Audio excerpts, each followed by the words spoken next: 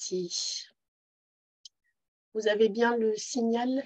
Très bien. Donc, bonjour à toutes et à tous. Je vous remercie d'être présents pour cette conférence. Je vais déjà me présenter rapidement pour celles et ceux qui ne me connaissent pas. Donc, je suis Marie-Pierre Fourquet-Courbet, je suis professeure des universités en sciences de l'information et de la communication à l'IMSIC, donc enseignante à l'EJCAM, à Aix-Marseille Université. Et depuis, donc, co-responsable avec Didier Courbet, que je salue, j'ai vu son nom pour Aix-Marseille Université avec Hervé Zenouda et Philippe Bonfils pour Toulon, de l'équipe 3 de l'IMSIC. Et au sein de cette équipe, et même en amont, puisque ça date vraiment d'il y a 25 ans, au début de mon parcours à l'université. Donc mes recherches portent sur la communication médiatique et numérique, ses usages, ses effets, ses influences. Donc, au niveau du contexte théorique, il est extrêmement interdisciplinaire puisqu'on est en sciences de l'information et de la communication, mais il y a également un recours à la cognition sociale, à la psychologie sociale, aux recherches en marketing, en sciences de gestion. Et donc, ça, je vous le précise parce que certains d'entre vous, vous êtes inscrits en sciences de l'information et de la communication, mais certains d'entre vous peuvent tout à fait avoir des postures interdisciplinaires. Et donc, c'est important de savoir dans quel contexte se font les recherches au niveau de la discipline. Donc, globalement, j'aborde 3 grandes thématiques. Je ne vais pas rentrer dans les détails, vous avez tout sur le site de l'IMSIC. D'une part, les études de réception, de la réception et des usages des médias et médias numériques, donc autour de sujets tels que les influences non conscientes des communications médiatiques, par exemple, essentiellement des communications persuasives dans ce cadre-là. Je m'intéresse également aux études de réception et des usages des grands événements sociomédiatiques hors du commun. On en reparlera lors de cette présentation. Également, les usages des réseaux sociaux lors de ces grands événements et un autre, dans ce premier thème de recherche, un autre champ, en tout cas objet plutôt sur lequel je me suis arrêtée, les processus d'usage et les influences des serious games.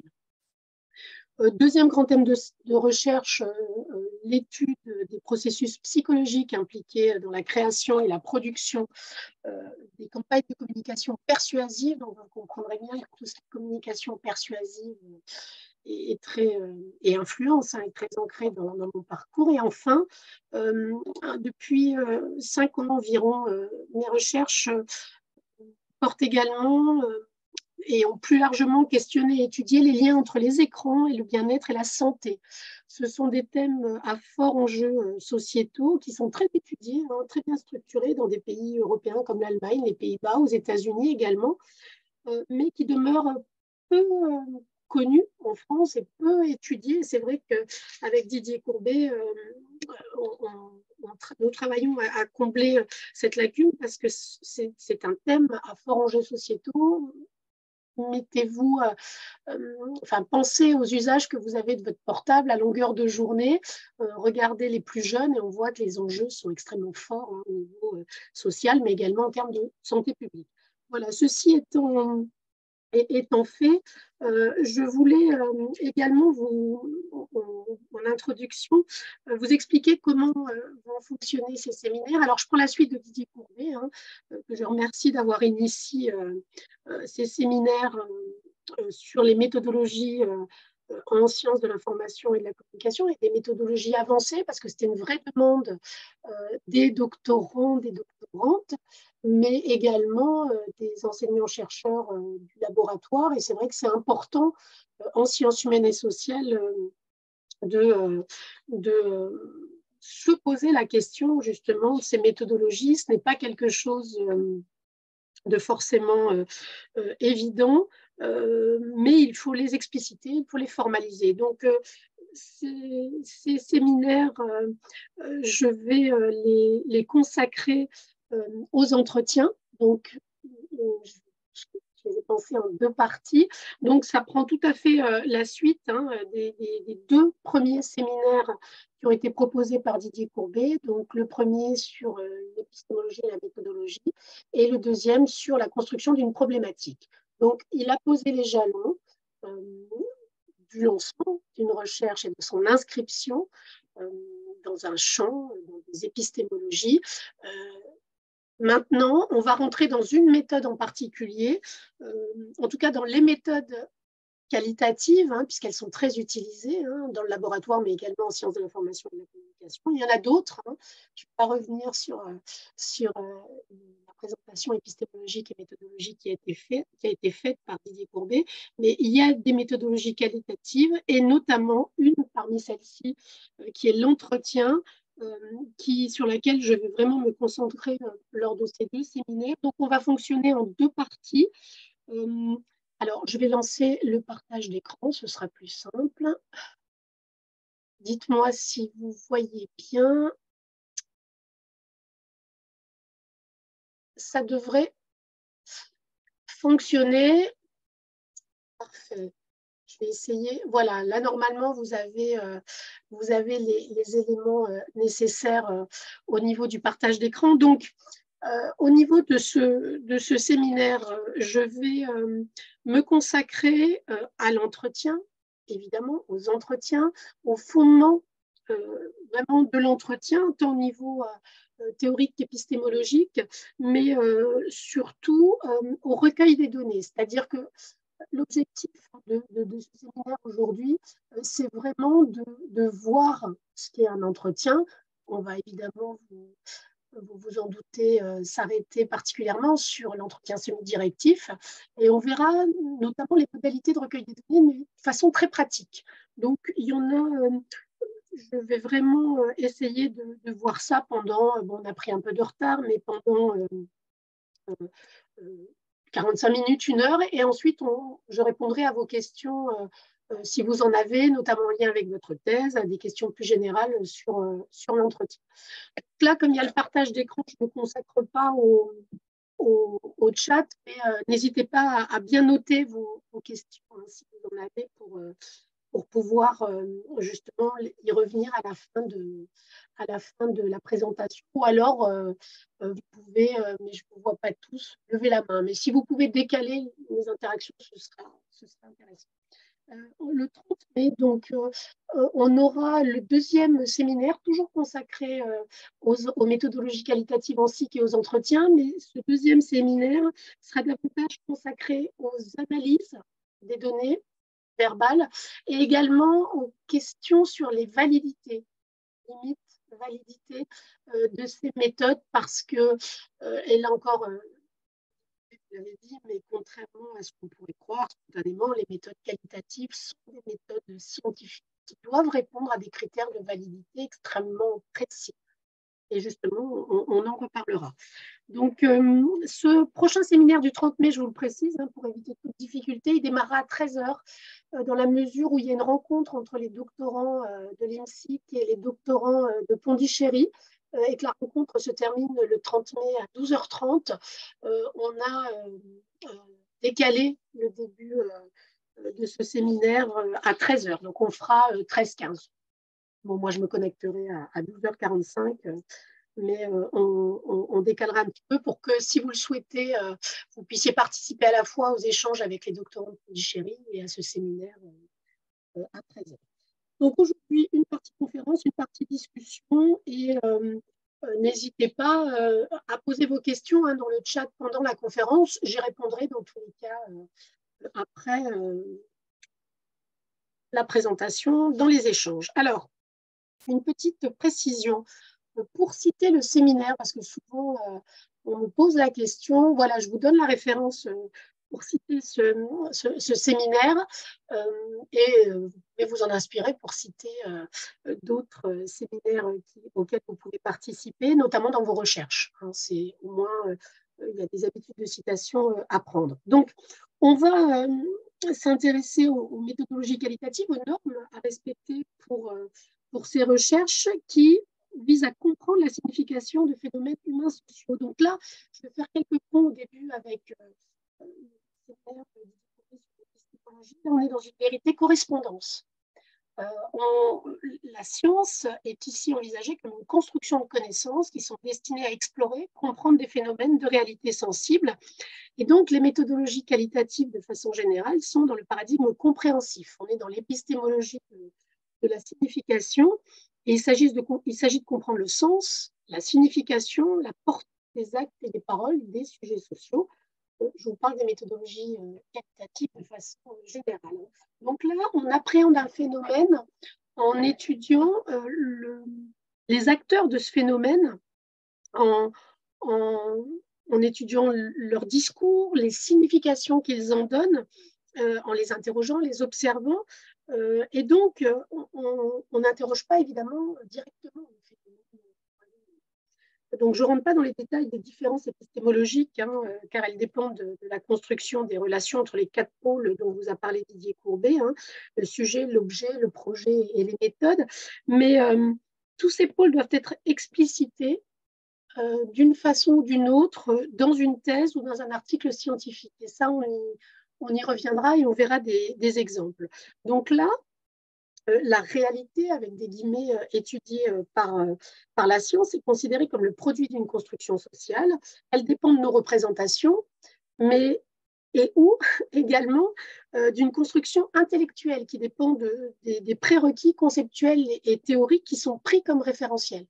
Et ça, c'est un élément important qui rejoint ce que je viens de vous dire. Il y a toujours un fondement, il faut en prendre conscience et il faut l'expliciter. Donc, on y reviendra.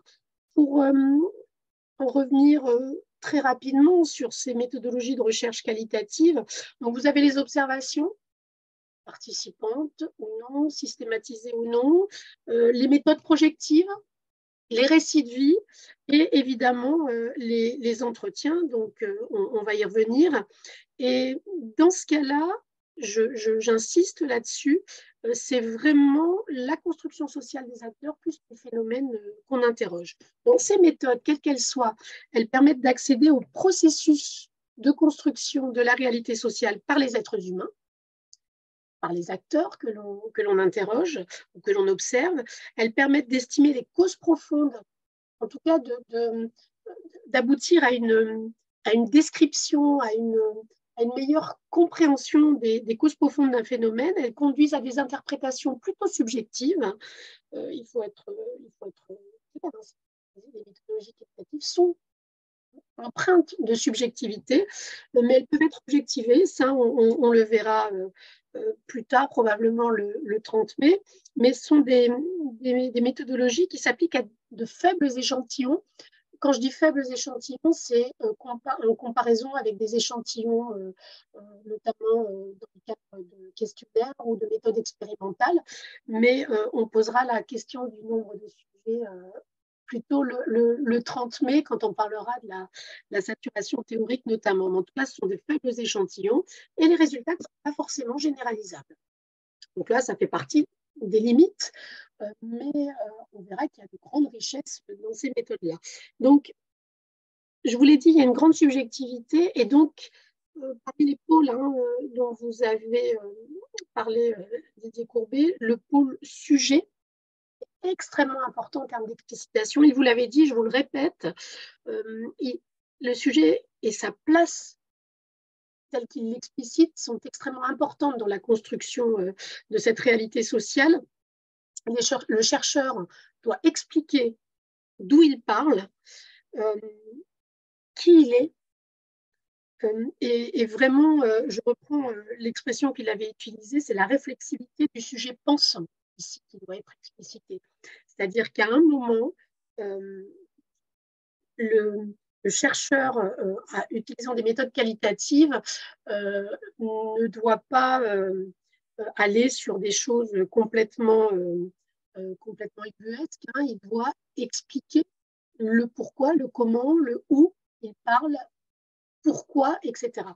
Et toute observation, tout entretien doit être précédé, sous-tendu par une théorie dont le chercheur doit être conscient.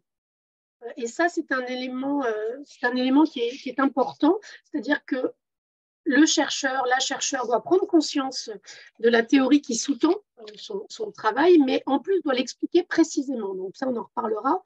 Mais je voulais juste vous préciser qu'il y a certains partisans de ce qu'on appelle l'empirisme idéaliste, des chercheurs comme Taylor et Bogdan, qui estiment que la recherche qualitative est inductive, que les chercheurs tentent de développer la compréhension des phénomènes plutôt que de recueillir des données pour évaluer un modèle théorique et des hypothèses. C'est-à-dire qu'ils vont vraiment à l'extrémité de la démarche en disant finalement, on observe les phénomènes et on en développe une compréhension.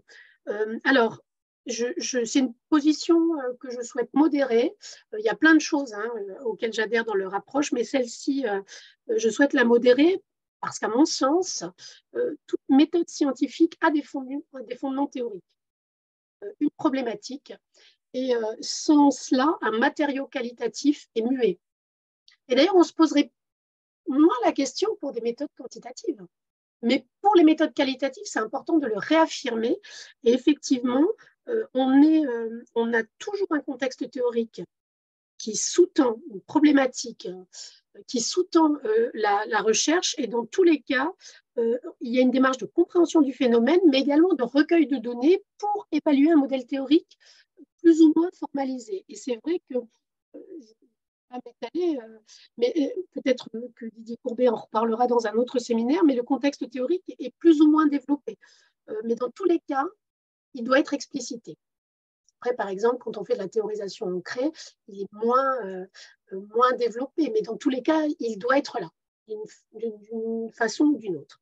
Donc, le choix d'une méthode dépend du sujet, évidemment, de la recherche, de la problématique, de l'objectif, du projet, et on peut utiliser une méthode et on peut en utiliser plusieurs.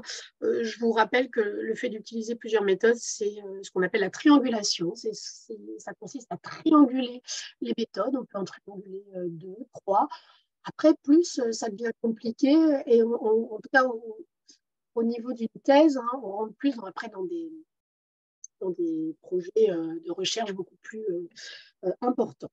Et on l'avait vu lors du séminaire que nous avions organisé avec Didier Courbet et Philippe Bonfils en 2019 à Toulon à l'époque sur les méthodologies. On peut tout à fait mixer des méthodes qualitatives et quantitatives. Et ça, on le verra aussi au niveau de ce séminaire. Donc, on va se concentrer sur les entretiens et en particulier l'entretien semi-directif. Alors, dans les entretiens, je repositionne, quel qu'il soit, j'insiste, le chercheur ou la chercheure, au lieu d'étudier directement le phénomène tel qu'il se produit, là où il se produit, étudie les acteurs. C'est-à-dire que ça passe par la signification que donnent les acteurs du phénomène, par l'esprit des acteurs, et on va donc interroger ces sujets sociaux dans le cadre des entretiens, susciter des verbalisations pour tenter de répondre aux questions que se pose le chercheur.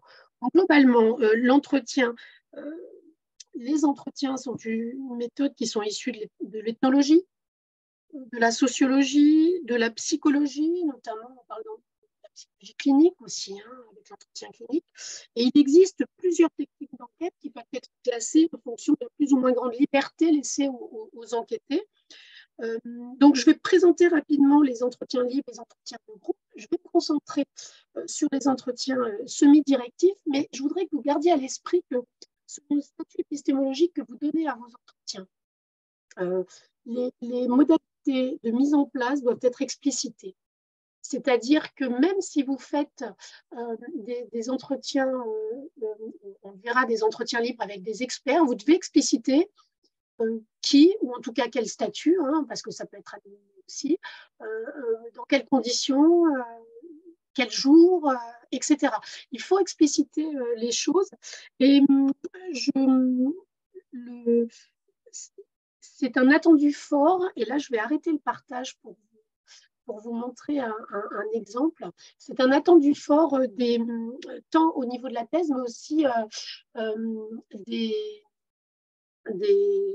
publications scientifiques. Je vous donne un exemple. Alors, je vais refaire un partage, mais je vais vous montrer un exemple d'article scientifique qu'on a publié récemment dans Media Psychology, qui est une grande revue américaine. Et dans cette revue, il y a des attendus très particuliers. Alors, j'essaye de retrouver les éléments. Voilà, normalement, c'est bon. Alors, vous l'avez à l'écran, le document. Je vais simplement vous montrer. Oui. Je vais simplement vous montrer les attendus qui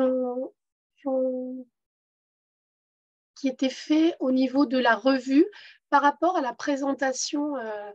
Excusez-moi, entre-temps, j'ai changé d'écran. Donc voilà, par rapport à la présentation de la méthode. C'est-à-dire que là, on a expliqué qu'on avait utilisé une méthodologie qualitative. Donc, tout cela a été expliqué par rapport aux questions de recherche qui venaient de l'approche théorique. Et là, on explique. Là, c'était une enquête longitudinale avec des entretiens semi-directifs. Donc, il y en a eu 205 en tout, dans la mesure où ça a duré pendant 36 semaines. Il y a eu 7 vagues d'entretien pendant 36 semaines. Donc, on explique le nombre d'heures totales d'entretien, la durée moyenne. Rien n'empêche d'expliquer aussi la durée de l'entretien le plus court et la durée de l'entretien le plus long.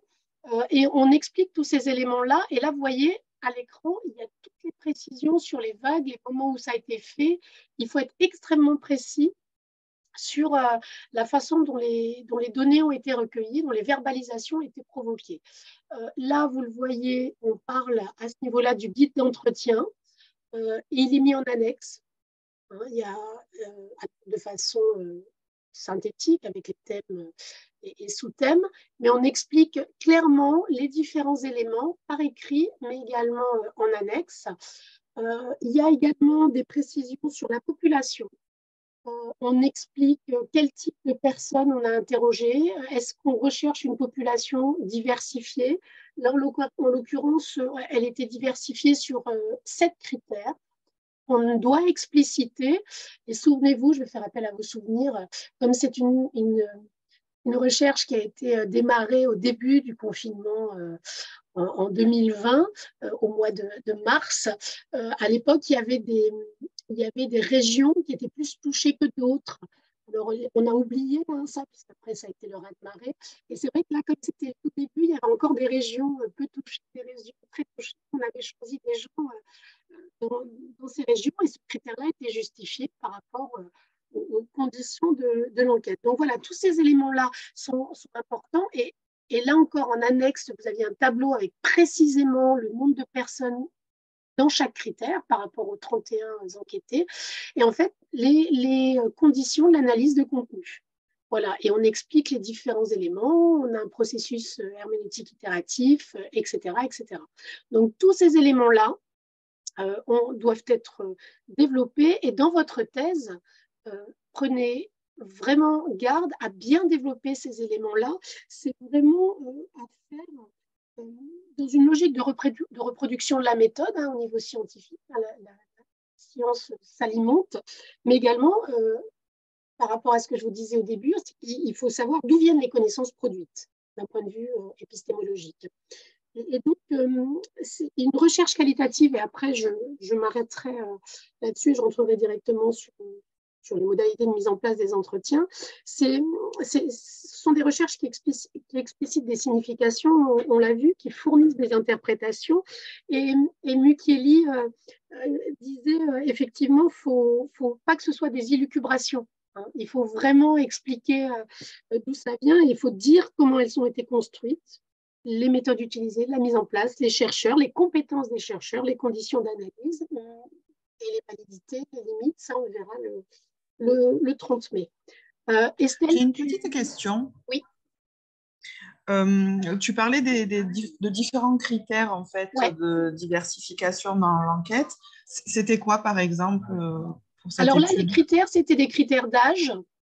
En tout cas pour notre enquête, c'est-à-dire que ces critères-là, c'est vos le fondement théorique que vous aurez construit qui permettra de les comprendre. Mais nous, on avait des critères d'âge, de genre, de région, ça je vous l'ai expliqué, région où les personnes étaient confinées, les circonstances du confinement, parce que comme on s'intéressait aux liens entre dans cette période compliquée, entre les usages des médias et le bien-être, effectivement, tenir compte du fait que les personnes étaient en appartement ou en maison avec jardin, en ville ou à la campagne était important. Les conditions de confinement au sens quel entourage, est-ce que les personnes étaient seules, est-ce qu'elles étaient en famille, avec des enfants en bas âge, à l'école, en couple, la profession, etc. Il y a des critères qui sont assez classiques, mais globalement, il faut aussi, bon, comme l'âge, le genre, etc., mais il faut aussi se poser la question de vos propres questionnements. Ok, mais du coup, je m'entends, c'est horrible avec le téléphone, je suis désolée. Au niveau de ces critères-là, c'est des critères bloquants. Enfin, vous vous êtes dit, bon, ben, on veut ces critères-là, et si ça ne respecte pas ces critères, on ne les rentre pas en compte dans cette étude, ou est-ce que c'était juste pour les classifier? Alors ça, si tu veux bien, on en reparlera justement quand on parlera plus généralement de la population, quand on rentrera sur justement les objectifs. La question est importante. Là, c'était pour vous montrer la formalisation avant de rentrer dans les détails. Mais effectivement, la question que tu poses, c'est avant qu'il faut la poser, c'est-à-dire qui on cherche à interroger et pourquoi. Donc, on pourra en reparler, mais souvent les critères, c'est en amont qu'on les définit et c'est sur cette base qu'on recrute la population. On va en reparler de ça. Donc, simplement, donc là, j'arrête le partage à ce niveau-là. Je vais remettre le diaporama. Donc, il faut vraiment avoir ces éléments-là à l'esprit. Je reprends.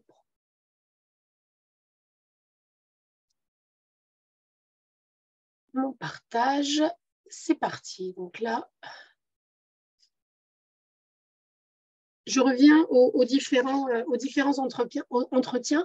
Donc, je vais passer très vite. Si vous avez des questions par rapport au déroulé, par rapport à votre thèse, on en parlera dans la discussion. Donc, au niveau des entretiens, le premier qu'on va voir, c'est l'entretien libre, non directif. C'est un entretien qui est issu de la psychologie clinique, généralement utilisé pour découvrir des motivations, des freins, des valeurs, des attitudes, des craintes, des attentes par rapport à un thème précis, par rapport au problème abordé. Et là, l'enquêteur, généralement, l'intervieweur, propose une thématique, un objet très vaste, et le sujet est libre d'explorer le champ proposé. Donc ça, c'est généralement fait sur un petit nombre de personnes, et c'est ce qu'on appelle les entretiens d'experts, souvent. Ça ne veut pas dire qu'on ne peut pas avoir des recherches avec uniquement des entretiens libres, mais souvent, dans notre discipline, sont les entretiens d'experts qui sont faits librement au début de la recherche, mais ce n'est pas du tout exclusif, c'est-à-dire qu'on pouvait tout à fait avoir des entretiens semi-directifs avec des experts. Mais c'est simplement le statut que vous donnez à cet entretien qui va définir ça. Donc, c'est souvent en phase exploratoire qu'on les utilise pour faire un inventaire le plus exhaustif possible des thèmes de recherche à aborder. Mais là encore, c'est pas exclusif, ce que je vous dis. Donc, ça permet globalement de découvrir, de comprendre comment la thématique est structurée par les personnes, le langage qu'ils utilisent pour en parler, les associations qu'ils font. Souvent, il y a appel à des associations d'idées, etc., qui permettent vraiment d'avancer sur le sujet. Donc, ce sont des entretiens qui peuvent être enregistrés, clairement, dans lesquels l'intervieweur ne doit pas être directif dans la mesure à franchir toutes les barrières de l'autocensure sociale qu'on trouve généralement dans les entretiens. Il y a vraiment généralement un lien entre le degré de liberté laissé à la personne interrogée et le niveau de profondeur des informations qu'elle peut fournir. Mon directivité, on verra quand on est en phase plus confirmatoire, il faut quand même un petit peu la modérer. C'est vraiment une attitude positive, d'écoute active, d'empathie qui est prise par l'intervieweur. Il a vraiment simplement une activité de miroir. Il doit, alors évidemment, il y a une subjectivité et il y a une interaction entre les deux, une co-construction, mais là, l'intervieweur doit vraiment rester très, très peu actif et ne doit que relancer, montrer des traces d'écoute active et relancer avec des réitérations. On va en reparler sur l'entretien semi-directif, mais très, très peu intrusive. Voilà, pour vraiment être certain que la personne a bien été au fond des choses. Et ce sont des entretiens qui doivent être retranscrits rigoureusement. Donc, on reparlera des retranscriptions, je pense plutôt le 30 mai. Et l'idée, c'est dans les analyses, quand c'est en phase exploratoire, c'est ce qu'on appelle une lecture flottante. L'idée étant de repérer les grands thèmes et les grands éléments importants abordés par le sujet. Il y a une autre catégorie d'entretiens, ce sont les entretiens de groupe, qu'on appelle les focus group. Alors là, vous m'excusez pour la faute, mais je vais la corriger en direct. L'entretien de groupe, le focus group, alors là, c'est très utilisé dans les agences conseils, les agences de communication, les agences marketing, ce type d'entretien. Ce sont des entretiens qui, alors, ont un animateur, une animatrice bien sûr, et alors, au niveau des participants, on est généralement entre 6 et 12. Alors, il y a différentes écoles, je ne vais pas rentrer dans les détails, mais au-delà de 12, c'est compliqué d'animer un groupe unique. Et le but, c'est d'obtenir des informations sur des attitudes, des croyances, des représentations, etc., des sujets sur la thématique abordée, mais en tirant parti de la richesse des interactions. C'est-à-dire qu'en écoutant les autres, on peut avoir des idées qui nous viennent. Et donc, c'est la richesse des interactions qui est là recherchée. C'est aussi la difficulté. Et c'est pour ça que l'animateur doit vraiment être à l'extérieur du groupe, c'est-à-dire qu'il faut éviter, alors, il faut faire attention à la sélection des participants. Donc là, ça dépend des objectifs. Aux dérives consensuelles, finalement, c'est fini au bout d'une demi-heure et tout le monde est d'accord. À l'inverse, il faut faire attention aux conflits, au fait que certains monopolisent la parole, d'autres ne la prennent jamais. Donc, ce travail pour tirer parti de la richesse des interactions est extrêmement difficile et souvent, c'est intéressant d'avoir un animateur expérimenté pour éviter les écueils, parce que les focus group peuvent rapidement ne rien donner. Dans tous les cas, il faut enregistrer, pourquoi pas filmer, mais là encore, ça dépend de ce qui intéresse le chercheur. On peut tout à fait s'intéresser au verbal, mais on peut aussi s'intéresser au non-verbal, à des éléments paraverbaux. Donc, tout dépend des objectifs. Dans tous les cas, on demande évidemment l'autorisation personne de les enregistrer, voire de les filmer, et de réutiliser leur verbalisation dans le cadre d'une étude scientifique.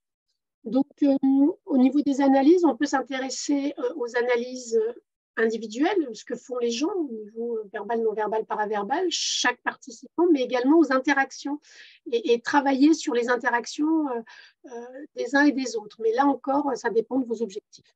Donc, je ne creuse pas davantage, je vais me concentrer sur l'entretien semi-directif. Donc là, c'est souvent la suite logique des entretiens exploratoires. Il est plus largement utilisé dans notre discipline, en tout cas quand on est sur une approche vraiment de réponse à des questions de recherche. Et là, le rôle de l'enquêteur, c'est d'aider le répondant à développer ses idées, à les approfondir. Et là encore, on est sur une approche où, dans un premier temps, on doit se poser la question des sujets. Et là, je reviens à la question qu'Estelle posait.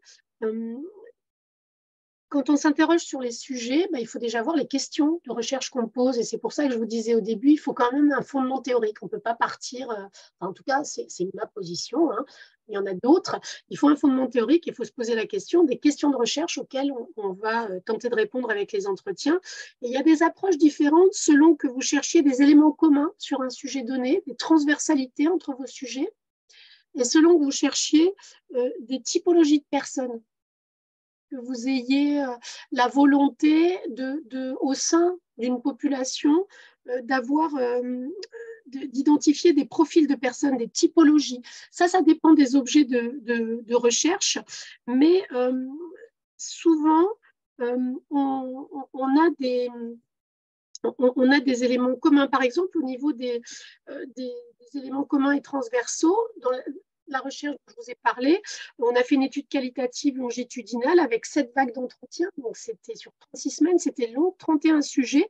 Et on a trouvé des transversalités dans la façon dont les personnes ont géré cette situation anxiogène du confinement et de la pandémie de Covid avec les médias et les liens que ça a avec leur bien-être. Et par exemple, avec cette transversalité, on a trouvé 2 niveaux de ce qu'on appelle coping médiatique, c'est-à-dire les stratégies d'adaptation à la situation grâce ou avec les médias. Chez nos sujets, il y avait une transversalité. Les 4 premières semaines, ils mettaient en place un certain nombre de stratégies avec les médias, donc je ne rentre pas dans les détails, pour s'adapter à la situation.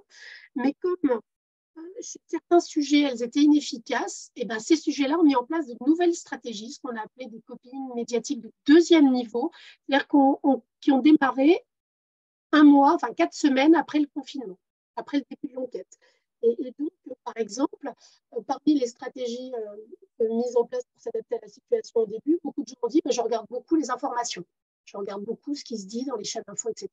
Et ça, au bout de 4 semaines, ça, pour certains sujets, ça ne faisait qu'alimenter l'anxiété, etc. Et ils ont coupé complètement les informations télévisées. Donc ça, c'est l'aspect longitudinal, bien sûr, qui nous a permis de le faire, mais c'est aussi la transversalité. Ça, on l'a trouvé. Les sujets disparaissent un peu, leurs particularités disparaissent, on l'a trouvé chez tous nos sujets. Inversement, quand on a fait des recherches, on a travaillé sur la communication environnementale et la prévention des incendies de forêt. Ça date de 2010, l'article. Là, on a fait une étude qualitative sur des concepteurs de messages pour lutter contre les incendies de forêt. On s'est rendu compte qu'il y avait 2 sous-cultures. Donc là, on a identifié des profils, des types de concepteurs différents. Par exemple, on s'interrogeait sur leur stratégie créative et certains disaient qu'il fallait montrer le feu parce qu'il faut prendre conscience des risques. D'autres disaient qu'il ne faut surtout pas le montrer parce que c'est fascinant. On s'est rendu compte que, et c'est là que le choix des sujets est important et la connaissance des sujets, mais ça c'est a posteriori qu'on s'en rend compte. On s'est rendu compte que les premiers, ceux qui voulaient pas montrer, que les seconds, par contre, qui ne voulaient pas montrer le feu, étaient souvent des personnes qui étaient proches du terrain, proches des pompiers, alors que les autres étaient plutôt dans des administrations qui pensaient les stratégies plutôt loin du terrain. Donc, ces typologies, ces sous-cultures, on les a retrouvées aussi chez les concepteurs de publicité, chez les concepteurs de communication, de lutte contre le sida, de communication caritative, etc. C'est-à-dire que ces typologies, elles apparaissent avec nos analyses d'une population diversifiée. Et ça dépend de l'objectif.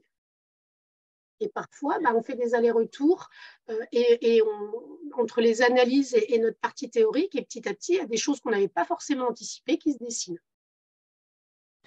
Et du coup, j'ai une question. Quand tu parles de longitudinal, ça veut dire quoi? Ça veut dire que c'est en plusieurs étapes, en plusieurs phases? Alors, longitudinal, ça veut dire qu'on suit les mêmes sujets sur une période longue. Et là, on les a suivis pendant 36 semaines. Depuis, je crois qu'on a commencé quelques jours après le confinement en mars 2020 et on a terminé en décembre 2020. Donc, sur 9 mois, à peu près. Donc, on peut aussi, les entretiens peuvent tout à fait être adaptés aux études longitudinales. Et souvent, et je terminerai là-dessus, on fait les deux. C'est-à-dire qu'on a là, je prends une dernière étude qu'on a pu faire sur les fans de Michael Jackson, en l'occurrence, et leur gestion du deuil avec les réseaux sociaux. On a trouvé des transversalités dans leur gestion du deuil et dans leur usage des réseaux sociaux à cet effet.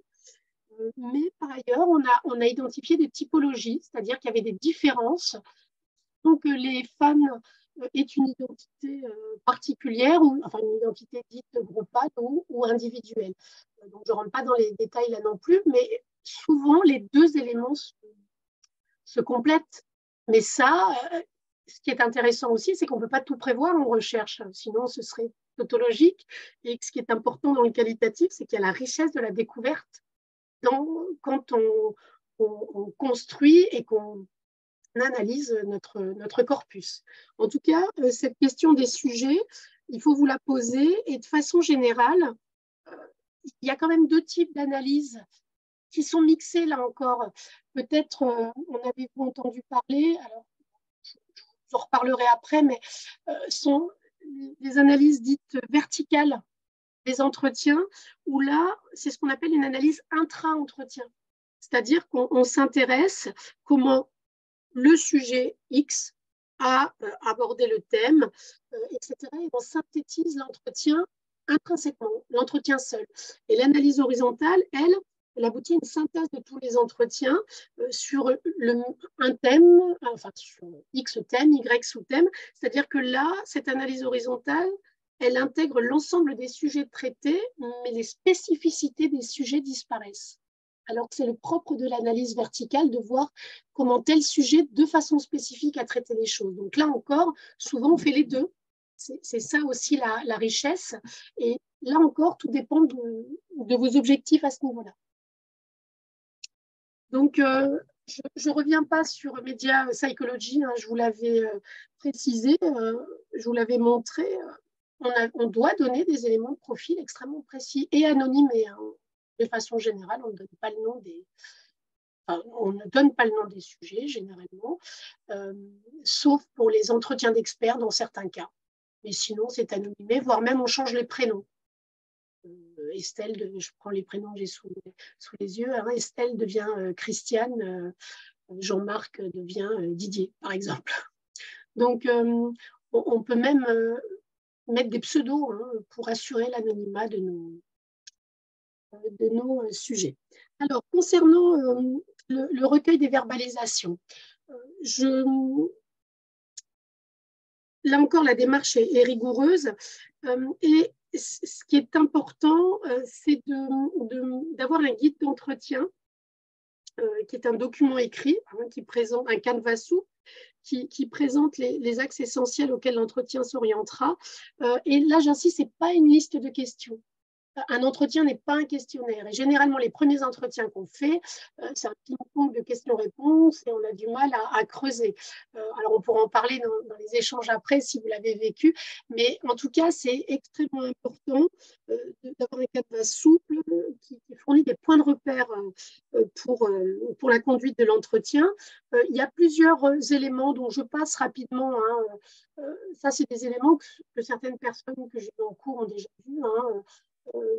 Notamment au niveau pratique, mais je voulais vraiment le partager de façon plus approfondie avec les chercheurs de l'INSIC. La définition du cadre contractuel de la communication, ça consiste à expliquer à votre sujet pourquoi vous faites l'entretien. Quel objectif dans le cadre d'une étude scientifique, et on lui dit combien de temps ça va durer. Si on sait que vu le nombre de thèmes à aborder, ça va durer 1 heure, on ne lui dit pas une demi-heure, hein, évidemment. L'objectif, c'est vraiment d'être tranquille, d'être dans des conditions tranquilles. Et ça, il faut le dire dès qu'on contacte le sujet. Après, sur les modalités de mise en place, hein, effectivement, depuis 2-3 ans, il y a de plus en plus d'entretiens qui sont en visioconférence. Ben, finalement, ça facilite la vie des chercheurs. Alors, on loupe des choses, hein, ça on pourra en parler dans les échanges, hein, j'y reviens pas, mais en même temps, il y a des avantages et des inconvénients par rapport à cela, mais dans tous les cas, au niveau des contacts avec le sujet, il faut être clair sur le pourquoi, l'anonymat, le respect hein, de cet anonymat, ce qu'on va faire de ces données-là, etc.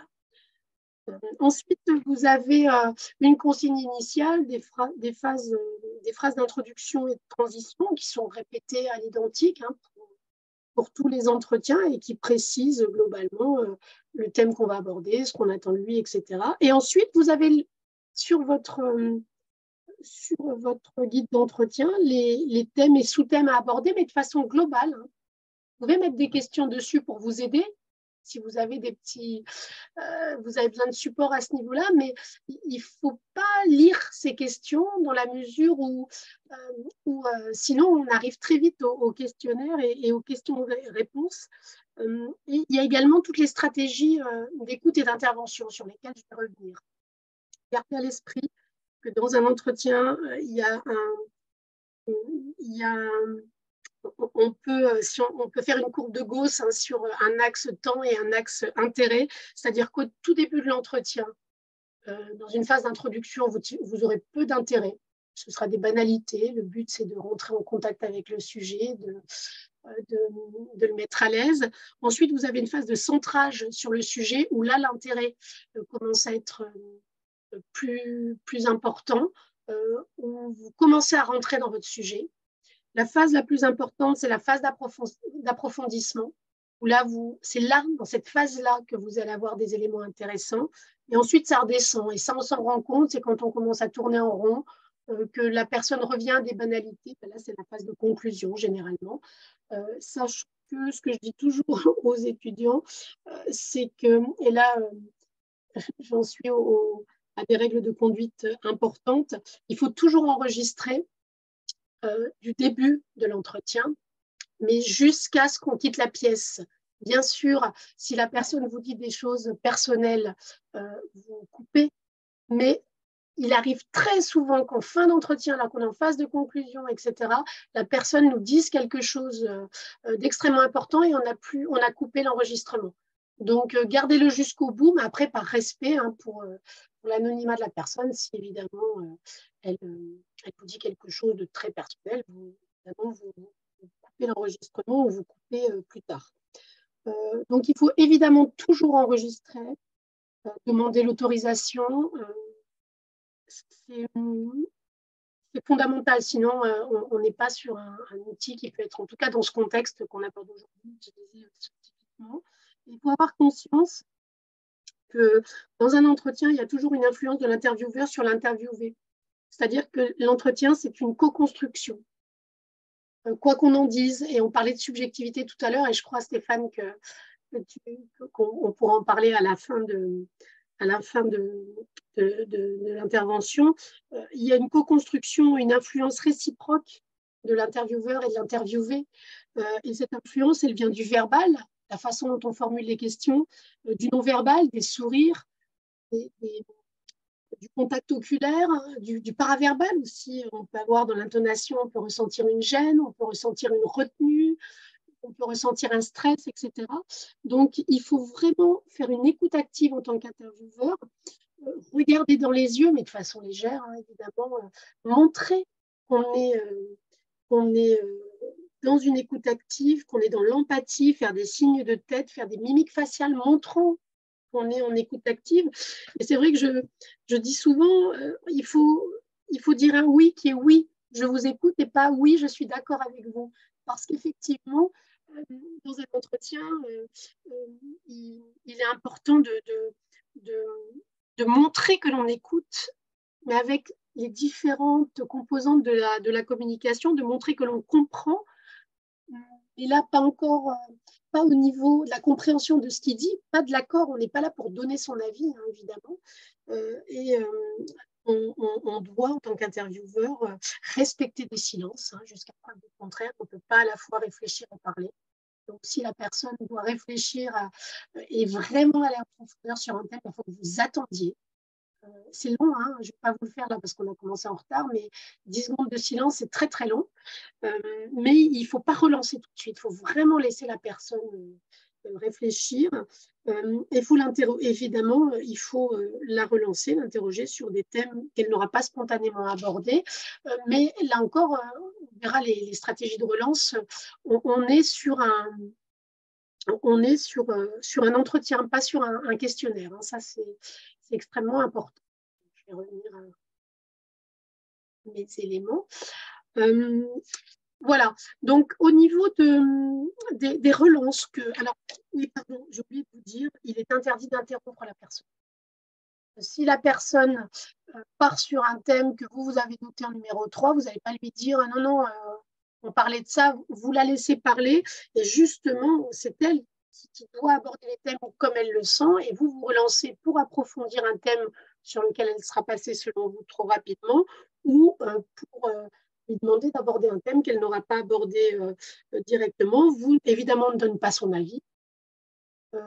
Et ça, il faut faire attention parce que parfois, et vous vous en rendrez compte dans les retranscriptions, parfois, sans qu'on s'en rende compte, on a un ton pas bon qui peut laisser penser que parfois on est un peu étonné par une réponse. Ça, on évite. Il est interdit, évidemment, il ne faut pas induire de réponse. Les interros négatives, hein, ne pensez-vous pas que celle-ci, ça peut aussi être un tic de langage, mais il faut vraiment s'en méfier. Réécoutez-vous quand vous faites vos retranscriptions. Évidemment, on ne porte pas de jugement de valeur. Et on vérifie que nos questions soient claires. Parfois, on a deux questions en une, donc la personne dit oui, qu'est-ce que vous entendez par, ou par quoi je commence. Donc, il faut essayer d'être le plus clair possible. Et on peut utiliser un certain nombre de relances. Alors, je vais simplement les lister et vous donner un exemple rapidement. Il faut s'entraîner pour voir celles avec lesquelles on est les plus à l'aise. Elles ne sont pas faciles à mettre en œuvre, mais en tout cas, c'est bien de les avoir, d'en avoir quelques-unes notées sur le guide d'entretien pour avoir une idée, parce que quand on mène un entretien, on doit écouter l'autre, on doit aussi se concentrer sur notre objectif, sur le guide, et parfois, c'est bien d'avoir les relances écrites pour choisir la bonne. Et là, alors au niveau des relances, alors les psychologues parlent de réitération et des différentes modalités d'intervention. Elles n'ont pour objectif que de faciliter le cheminement naturel de la pensée de la personne, que d'approfondir. C'est un panier avec parcimonie, ça peut être agaçant, mais là, vous vous en rendrez compte. Il faut s'entraîner à faire des entretiens. Les premiers sont généralement pas les plus réussis. Et on se rend compte du type de relance qui est le mieux adapté. Les premières, c'est ce qu'on appelle les réitérations référentielles, ce qu'on appelle l'écho, où là, il s'agit simplement de répéter ou de reformuler un énoncé de la personne et de laisser la phrase en suspens. Par exemple, si la personne dit je pense que c'est fondamental. Mais là, vous, au bout d'un certain silence, vous dites, vous pensez que c'est fondamental. Il n'y a pas de question, c'est mis en suspens, et ça, il faut, c'est important, enfin ça, on l'utilise souvent, mais là encore, c'est à vous de voir, hein, quand on sent qu'il y a un blocage qui arrive, qu'il y a un silence qui est trop long, etc., il faut penser à noter cette dernière phrase, en tout cas une de ces dernières phrases, pour en être simplement l'écho et la laisser en suspens. Et il faut faire attention à son ton aussi, parce que si on l'exprime mal, ça peut être perçu comme une remise en cause. Donc, c'est vraiment très neutre et on laisse en suspens. Vous avez le reflet, c'est la réitération modale. Où est-ce que je vais Oui, il y a peut-être une... je ne les ai pas mises dans le bon ordre sur le diaporama. Ça, c'est le reflet, c'est-à-dire que là, on fait répéter, ou en tout cas, on reformule, pardon, plus exactement, un énoncé de l'interviewé du type « si je comprends bien ». Ça sert souvent à clôturer un thème. Ça peut aussi aider à faire, en tout cas à comprendre une phrase que vous n'avez pas comprise, mais c'est sûr qu'il ne faut pas non plus trop souvent dire à votre sujet que vous ne comprenez pas ce qu'il dit. Il faut trouver d'autres façons de traiter les choses, mais ces réitérations modales sont ce qu'on appelle le reflet, c'est souvent « si je comprends bien ». Ensuite, vous avez les relances différées. Ça, c'est le fait de dire, comme on n'a pas le droit d'interrompre, évidemment, vous revenez sur un point qu'a évoqué la personne rapidement en lui disant tout à l'heure, vous m'avez dit que, et là encore, vous pouvez mixer avec l'écho, avec le reflet, pardon, non, avec l'écho, pardon. C'est-à-dire, tout à l'heure, vous m'avez dit que, vous répétez la phrase et vous laissez en suspens, ou vous mettez un temps interrogatif, mais l'idée, c'est de la remettre en lien avec un thème qu'elle a abordé. Interrogation référentielle, c'est une demande d'identification du type « dans quel cas vous pensez cela ? Y a-t-il différentes conditions ?» par exemple, c'est-à-dire de façon très générale, vous voulez creuser un élément. Et enfin, vous avez les interrogations modales, c'est-à-dire que là, on demande à la personne ce qu'elle en pense. elle exprime quelque chose et on lui dit bah, « et vous, qu'en pensez-vous » Donc, c'est vraiment quelque chose d'important et prenez conscience quand vous retranscrivez vos entretiens de tous vos tics verbaux, de vos défauts enfin, oui, ce sont des défauts au niveau de l'entretien pour vraiment les rectifier. Et plus on fait ce travail d'écoute, de rectification, plus on aura accès à des choses importantes.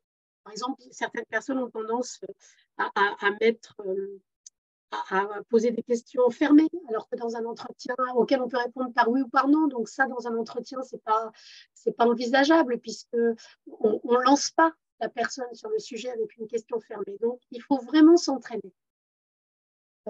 Et c'est ce que j'essaye de faire dans les cours. Et celles et ceux qui les ont suivis le savent. Alors, je voudrais m'arrêter sur... Donc ça, c'était des éléments relativement nouveaux.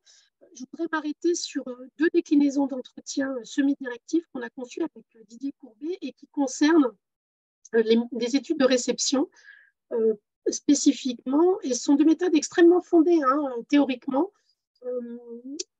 Et simplement pour vous dire que parfois, on peut faire ce qu'on appelle un bricolage méthodologique au sens noble du terme, c'est-à-dire mixer des méthodes pour répondre à des questions de recherche, pour satisfaire des objectifs théoriques. Et là, ça concerne les études de réception parce que souvent, dans les théories de la communication médiatique, souvent on explique que la signification sociale d'un message, médiatique ou numérique d'ailleurs, naît de l'interaction entre un texte, un dispositif médiatique ou numérique, et des sujets sociaux, des publics récepteurs qui sont socialement contextualisés. Et ces publics-là sont des coproducteurs de la signification de ce texte. Là, je ne rentre pas dans les fondements théoriques qui sous-tendent cela. Mais c'est vrai que pour étudier la réception, souvent on fait appel à des ressources, et je viens de vous le dire, issues de la sociologie. Alors là, c'est peut-être le questionnaire, de l'ethnographie. Et souvent, ce sont des approches macro, mésosociales, qui ne théorisent qu'une partie du processus de réception, c'est-à-dire qui ne théorisent que ce qui se passe à partir du moment où les sujets sociaux s'éloignent du média. C'est-à-dire que si on considère l'interaction entre le dispositif médiatique numérique et le sujet social, la plupart des méthodes, elles arrivent après l'interaction. Alors vous allez me dire, oui, c'est normal, parce que comment est-ce qu'on peut arriver pendant? Justement, les méthodes, j'insiste, non pas en étudiant le phénomène, mais en interrogeant les acteurs, peuvent s'inscrire dans ce qui se passe au moment de l'interaction avec le dispositif médiatique. Et c'est pour combler ce point aveugle en termes méthodologiques, pour ouvrir la boîte noire de ce qui se passe au moment de l'interaction, qu'on a conçu ces méthodes, c'est-à-dire qu'on s'est appuyé sur la psychologie sociale, socio-cognitive, pour théoriser les processus interindividuels et les processus socio-cognitifs et socio-affectifs mis en place par les sujets au moment du contact avec le dispositif médiatique. Et l'idée ici, c'est de pister les processus de réception individuelle lors du contact avec les messages, avec différents types de messages d'ailleurs, on va le voir. Donc ce sont deux méthodes. Alors, je vous en parle, il y a eu des publications dessus, donc je vous en parle très très rapidement, mais ce sont des méthodes qu'on a conçues parce qu'on en avait besoin. C'est peut-être un peu tautologique de dire cela, mais qu'à un moment, il nous manquait quelque chose d'un point de vue méthodologique pour répondre à nos questions de recherche. Et là, l'idée, c'était vraiment d'ouvrir la boîte noire. Et je commence par la première méthode, qui est la méthode des récits de réception rétrospectifs. C'est une méthode qui permet de recueillir et d'analyser les récits d'un échantillon de personnes qui rapportent rétrospectivement leur vécu expérientiel, leurs réactions, leurs représentations, leurs comportements individuels et sociaux face à un événement particulier qu'on ne peut pas étudier directement au moment et là où il se passe. Et c'est une méthode qu'on a utilisée pour étudier les grands événements sociomédiatiques. Donc là, pour la première fois, on l'a utilisée les attentats, enfin la réception télévisée à l'époque, hein, des attentats de New York en 2001, mais également là, il y avait davantage les réseaux sociaux, également la réception du décès de Michael Jackson, mais par ses fans.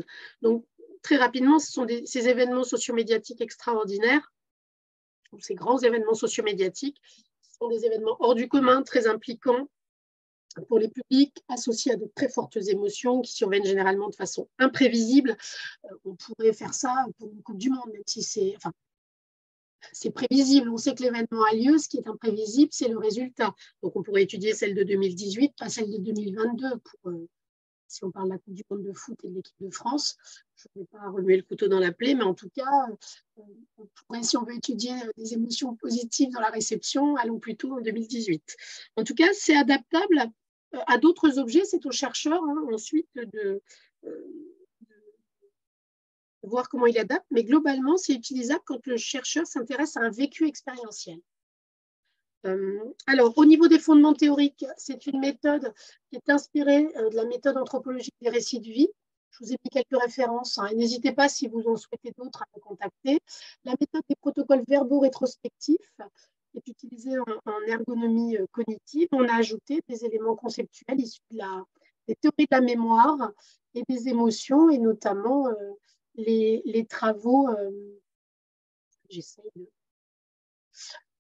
Voilà, on va se mettre là. Notamment les travaux autour de la flashbulb memory. Donc, pour expliquer pourquoi on s'est inspiré de ces éléments-là, c'est que la réception de ces événements sociomédiatiques extraordinaires se fait dans ce qu'on appelle la mémoire autobiographique. Au niveau individuel, ils sont inscrits au sein de cette mémoire autobiographique, dans la mémoire dite épisodique, sous forme de souvenirs flash. Et ce sont les souvenirs flash, et ça c'est Wright et Gaskell qui ont vraiment théorisé cela les premiers. Ce sont des souvenirs très détaillés, très imagés, et qui conservent vraiment des informations contextuelles de l'événement. En fait, ce sont des souvenirs comme cela s'est effectivement passé, pour citer les auteurs qui ont parlé de flashbulb memory, c'est-à-dire que la plupart d'entre vous se souvient exactement de ce qu'il faisait, par exemple, pour prendre des événements tragiques récents, de ce qu'il faisait lors des attentats de Paris en 2015, par exemple, ou lors pour ceux qui s'intéressent au foot, de la finale de la Coupe du Monde de 2018, par exemple. On se souvient exactement, pour la plupart d'entre nous, de ce qu'on faisait, de l'endroit où on était quand on a appris l'événement, des odeurs, des sons, du contexte. Et c'est ça il y a une très bonne fiabilité de la mémoire flash qui permet d'accorder une très bonne validité théorique, on en reparlera le 30 mai, à la méthode des récits de réception rétrospective. Donc, nous, on l'a utilisé lors de différentes recherches pour la première fois à la suite des attentats du 11 septembre 2001 à New York.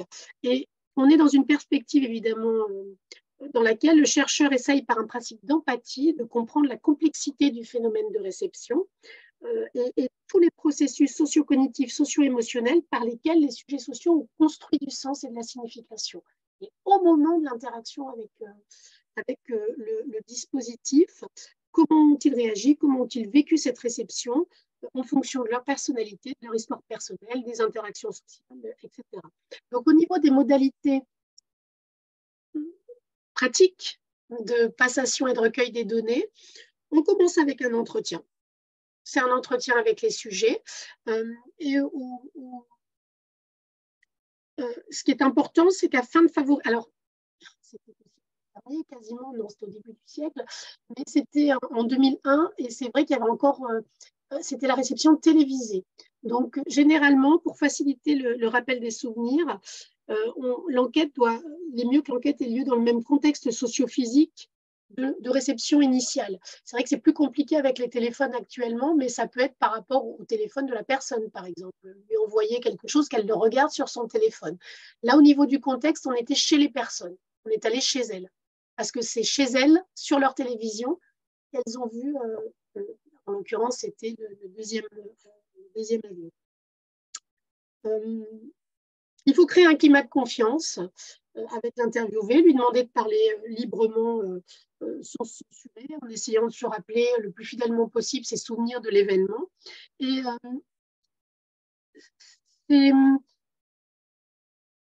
là, on explique le contexte général et généralement, afin de faciliter la récupération en mémoire flash, en mémoire autobiographique, on demande à la personne ce qu'elle faisait avant de voir les images pour la première fois.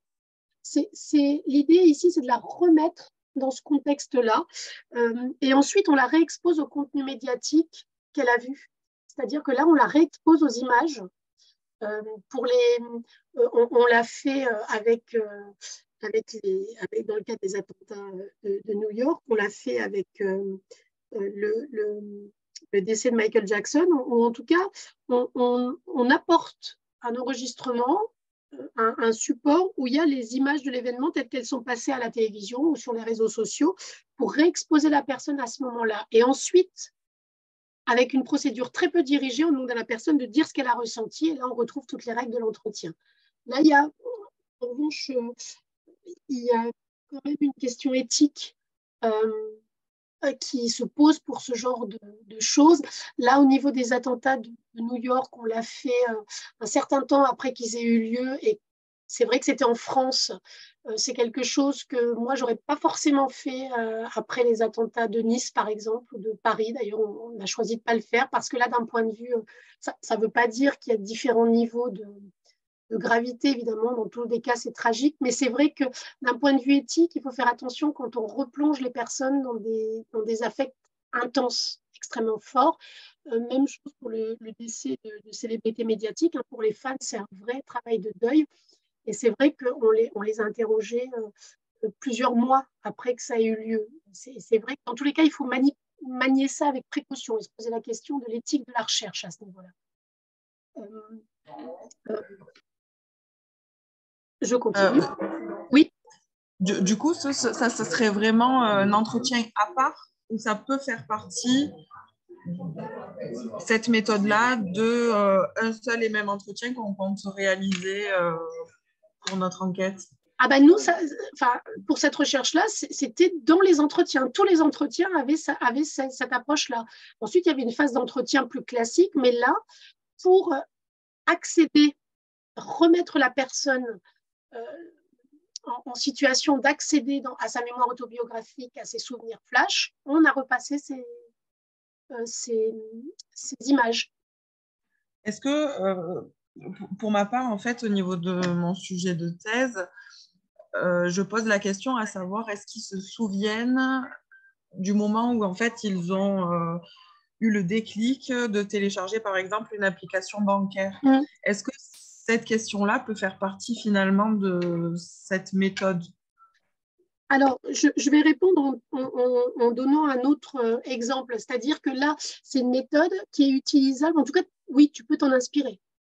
Et là encore, tout dépend de vos objectifs. C'est pour ça d'ailleurs que je vous en parle aujourd'hui. Là, ce sont des méthodes qui sont, je vous l'ai dit, hein, en lien avec les études de réception, d'interaction avec les médias.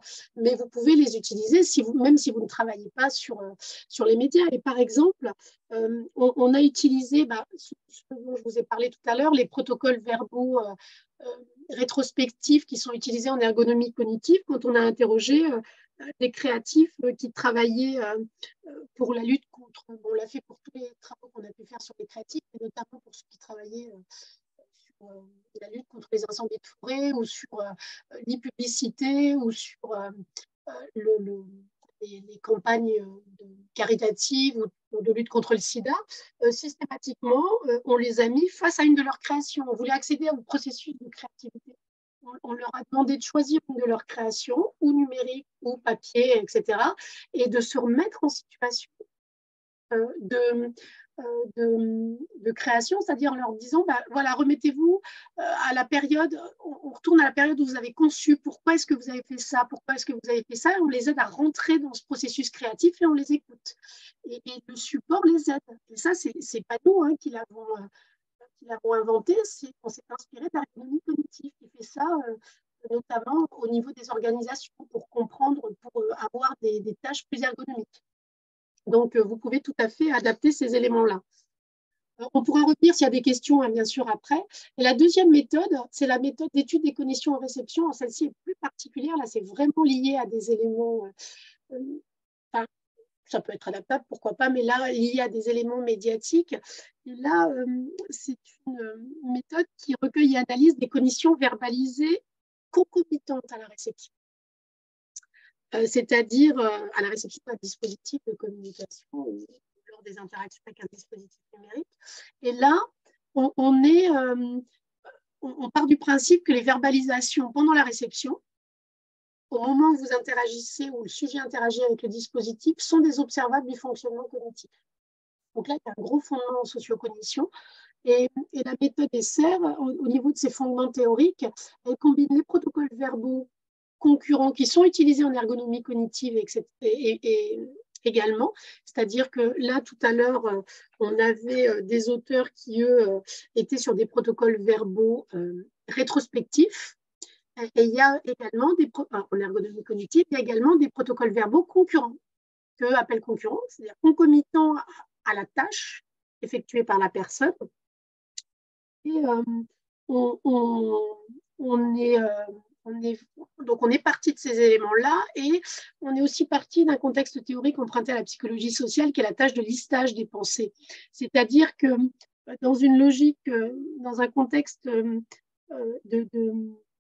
communication persuasive, on part du principe que, lors de l'interaction, le récepteur va avoir des traitements plus ou moins élaborés qui vont faire varier sa capacité à être influencé.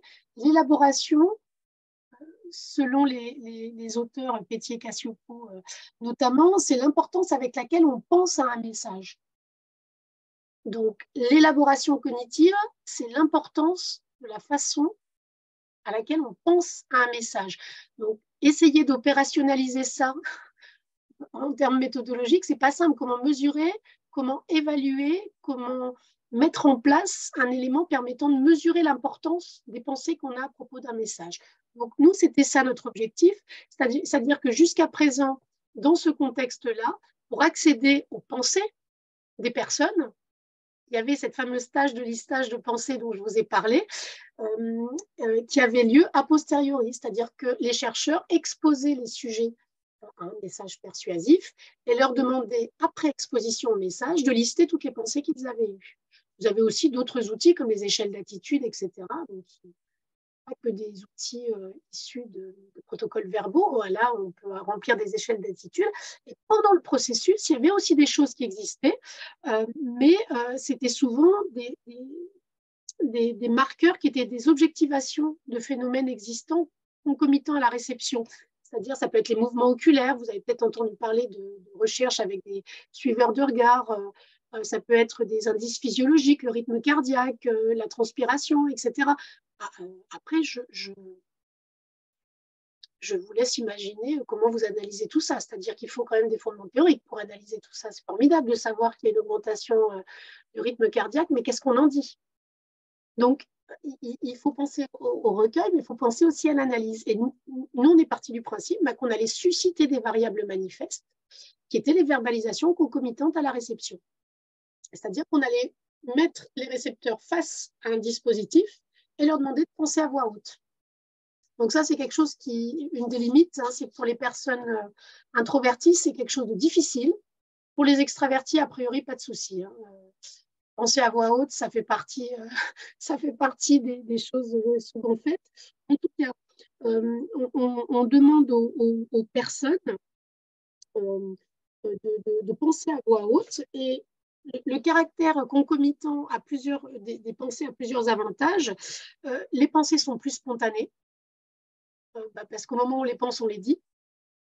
Encore faut-il penser à les dire. Et c'est d'un point de vue plus théorique, le fait de penser dans sa tête et de verbaliser, c'est géré par le même code verbal. C'est-à-dire qu'on est sur le même champ le fait de penser mentalement et exprimer à voix haute, finalement, petit à petit, ça se met ensemble et on finit par penser à voix haute assez automatiquement. Alors que, je ne vais pas rentrer dans les détails, mais si je vous demandais de me dire comment vous faites pour lasser vos chaussures, ce serait beaucoup plus compliqué parce que ce n'est pas la même mémoire, ce n'est pas le même type de codage. Là, le fait de voir un message et de penser mentalement et de dire à voix haute, c'est le même code, donc ça peut se faire de façon assez naturelle. La limite, évidemment, c'est qu'on n'entend pas, qu'on ne peut pas écouter. Donc, il y a toute une partie du message qui intervient au moment de la verbalisation qui n'est pas traitée. Donc, je passe rapidement sur la procédure de passation des données. Nous, on l'a utilisé dans un cadre expérimental.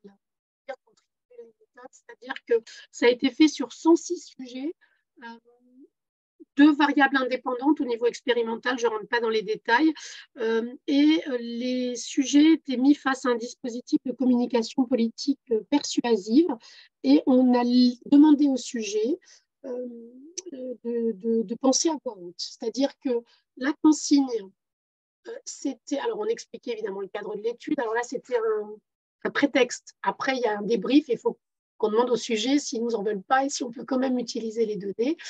Mais je ne rentre pas dans les détails.